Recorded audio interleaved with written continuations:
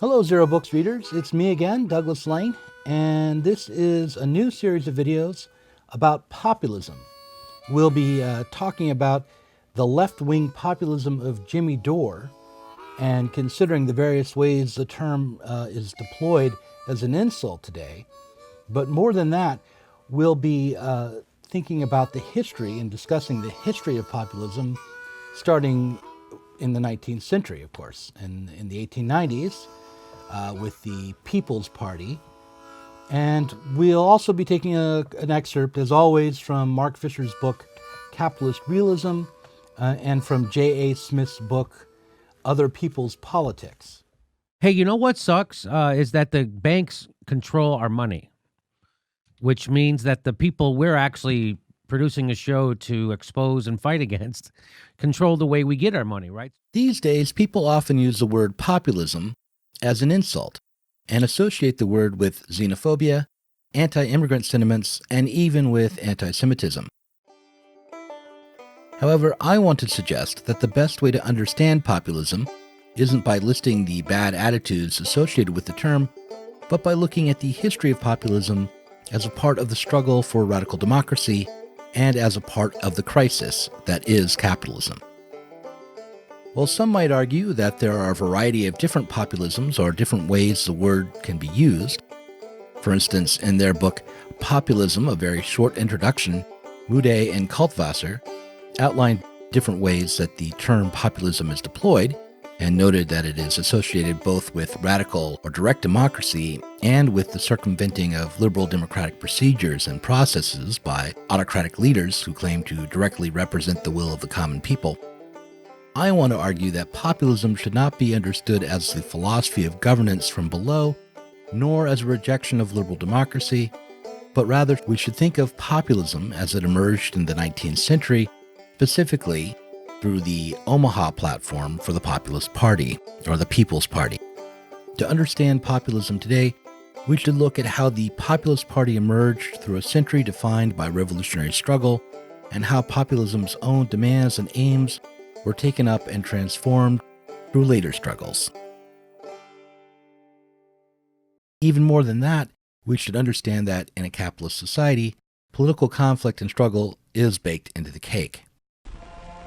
In his contribution to the critique of political economy, a work that he would later revise and expand in Das Kapital, Marx wrote that in the course of capitalist development, quote, the material productive forces of society come into conflict with the existing relations of production, or, this merely expresses the same thing in legal terms, with the property relations within the framework of which they have operated hitherto.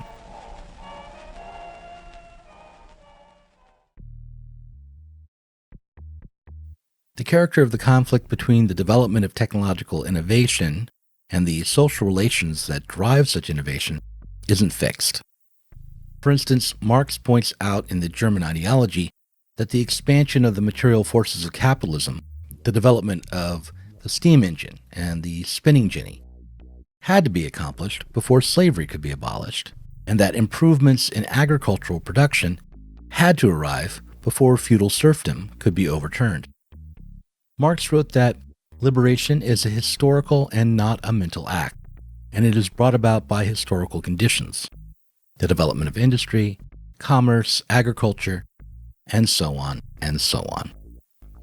However, this conflict between productive forces and social relations need not bring about liberation or liberatory struggles, but can at times lead to reaction.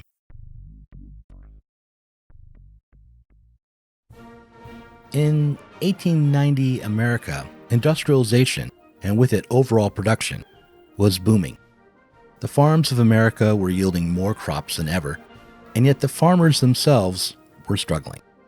According to the website History Now, the April 28, 1887 edition of the Progressive Farmer magazine accurately summed up the attitude of America's farmers. Quote, there's something radically wrong in our industrial system. There's a screw loose. The wheels have dropped out of balance. The railroads have never been so prosperous, and yet agriculture languishes. The banks have never done a better or more profitable business, and yet agriculture languishes. manufacturing enterprises never made more money or were in a more flourishing condition, and yet agriculture languishes. Towns and cities flourish and boom and grow and boom, and yet agriculture languishes. Salaries and fees were never so temptingly high and desirable, and yet agriculture languishes. There was, according to the farmers, a crisis of overproduction. They had borrowed money to improve their farms and to expand their production, to buy more land, say. And yet, as they produced more food for America's cities, their profits, the farmers' profits, declined. The value of their land depreciated. In response, the farmers organized and drew up a list of both economic and political demands. Forming the People's Party in 1892, the farmers made the following demands in their Omaha platform. 1. We demand free and unlimited coinage of silver and gold, present legal ratio of 16:1. 2. We demand that the amount of circulating medium be speedily increased to not less than $50 per capita. 3. We demand a graduated income tax. 4. We believe that the money of the country should be kept as much as possible in the hands of the people, and hence we demand that all state and national revenues shall be limited to the necessary expenses of the government, economically and honestly administered. 5.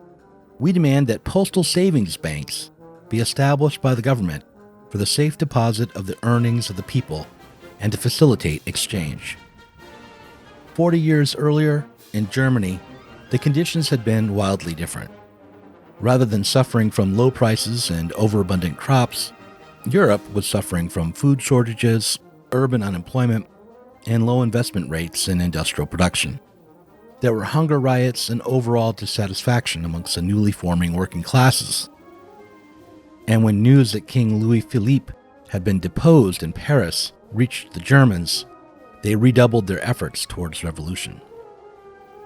Meanwhile, in London, a group of German immigrants had, of course, already published their manifesto.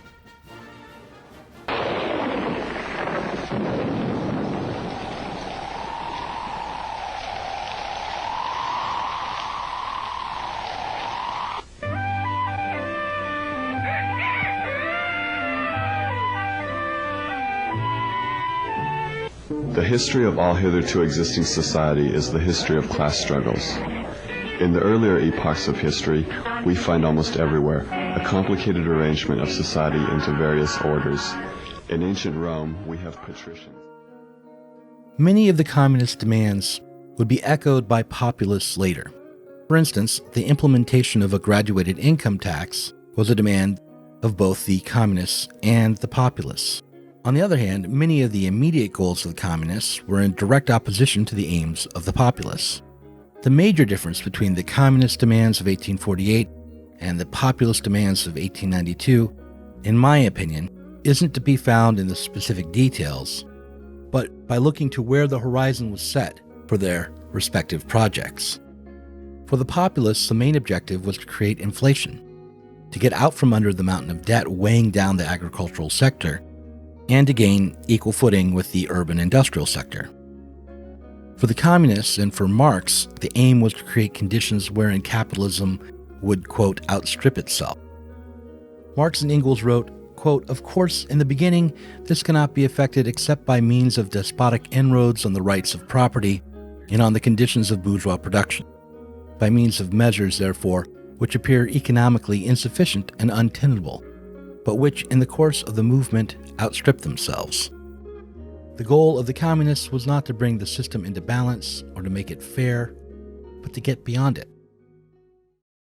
So Wells Fargo, if you watch the show, you know bankers are all criminals. And the reason why they're all criminals is because they bought the lawmakers. So now they told the lawmakers to rewrite the laws so that their criminal activity is now legal. And even when they still break the law, they don't get prosecuted because the people who are supposed to prosecute them are also in the pocket of them. And they say, oh, it would cause too much disruption to the banking industry to prosecute people, so we don't. So why does horrible things keep happening? Because no one gets prosecuted. If you don't prosecute somebody, it's guaranteed it will happen again. So we're going to have another banking crash, and we're going to have much more banking fraud right out in the open, brazen, like what Wells Fargo did. Wells Fargo created 1.5 million illegal, corrupt, fraudulent accounts. He says, look, the choice is authoritarianism, whether fascist or otherwise, is just a linguistic nicety, or democratic socialism, in other words, non-capitalism. It's because he's looking at it that way, and that's how he understands Kochman understands the question of the falling rate of profit. In other words, as the rate of profit declines, the capitalist class has to behave less and less as a capitalist class and more just as a rich rentier class.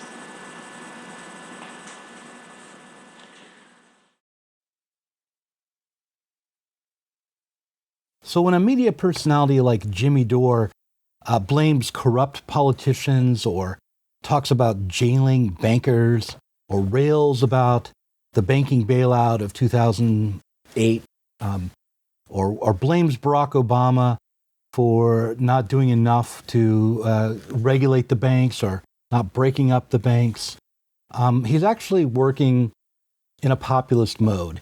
And it's not that he's entirely wrong in his criticism, but it's just that he gives his viewers the wrong idea in one crucial way. It's that there's this idea on the populist left, and even on the progressive left, that if politicians were to work in the interests of, say, the working class or the poor, if they were to do what was necessary to make sure that the 99% were protected, or to protect Main Street over Wall Street, then the system would work even better than it does, and the corruption would be eliminated.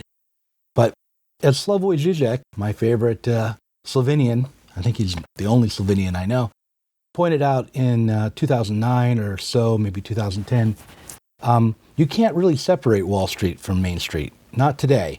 Main Street relies on Wall Street. We all rely on the financial sector, the productive sector of society, the sector that gives us all our jobs, relies on short-term loans and financialization. And if we were to have let the banking sector collapse, if we were to have allowed financial crisis to explode and let more banks go under, the consequences for everyday Americans would have been terrible. So there was no easy way to solve the problem, both for the working class and the poor, and for the financial sector as well. A choice sort of had to be made, and one of those choices within that system, within that framework, was going to just lead to terrible crisis. So the unfortunate thing was that sacrificing Main Street for Wall Street became the only rational decision available for the politicians in Washington.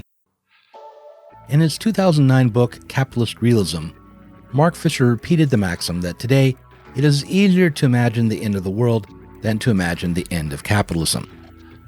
Another way to express this same sentiment is to say that the populist ambition of balancing out capitalism through monetarist fixes and political reforms seems to define the political left's ambitions. The American independent left media, with stars like Kyle Kulinski, Jimmy Dore, and Amy Goodman, are clear about their political position. Calling themselves progressives, they naturally focus on fighting corruption and inequities. They not only stay within the capitalist framework as they make their demands, but they also foreclose any possibility of transcending capitalism itself. This not only stymies efforts to develop a political movement to get beyond capitalism and its contradictions, but it is also an ineffective strategy for achieving the reforms these progressives are after, and an ineffective way to stave off right-wing populism. In J.A. Smith's book, Other People's Politics, he points out that, in the UK, the question of Brexit was considered wholly within the realm of status quo politics. He writes, quote, "The referendum presented a choice between a business-oriented centrism and a racially motivated right, in which the left was never allowed a foothold." He goes on to quote Tony Blair, who noted that The, quote, right attacks immigrants, while the left rails at bankers. But the spirit of insurgency, the venting of anger at those in power, and the addiction to simple, demagogic answers to complex problems are the same for both extremes. That is what remaining within the populist horizon does. It's what our politics look like today.